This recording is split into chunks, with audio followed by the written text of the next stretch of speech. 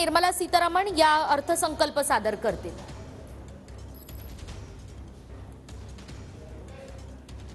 आणि अगदी थोड्याच वेळामध्ये प्रत्यक्षरित्या अर्थसंकल्पीय अधिवेशनाला सुरुवात होणार आहे। अधिक आपण जाणून घेणार आहोत। आपले प्रतिनिधी संदीप राजगोळकर आपल्या सोबत जोडले गेलेले आहेत। संदीप, संपूर्ण देशवासियांचं लक्ष असणार आहे आज या अधिवेशनाकडे।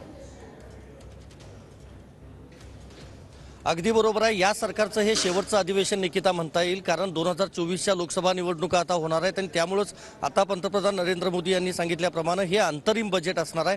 ज्यावेळेला नवीन सरकार येईल त्यावेळेला पुन्हा नव्यानं बजेट सादर केलं जाईल। मात्र निर्मला सीतारामन या ज्या बजेट सादर करणार आहेत हे एक नारी शक्तीचं पर्व असेल असं त्यांनी म्हटलेलं आहे। विरोधकांनी किती कठोर शब्दात टीका केली असली तरी त्याची नोंद इतिहासात ठेवली जाईल असं देखील सांगितलं आहे। काही वेळातच आता नव्या संसदेच्या इमारतीमध्ये राष्ट्रपती द्रौपदी मुर्मू या दाखल होतील निकिता, आणि त्यानंतर 11 वाजता त्यांच्या अभिभाषणाला सुरुवात होईल। त्यांचं भाषण संपल्यानंतर आर्थिक सर्वेक्षण अहवाल जो आहे तो पटलावर ठेवला जाईल आणि त्या संदर्भातली चर्चा जी आहे ती दोन्ही सभागृहांमध्ये केली जाईल।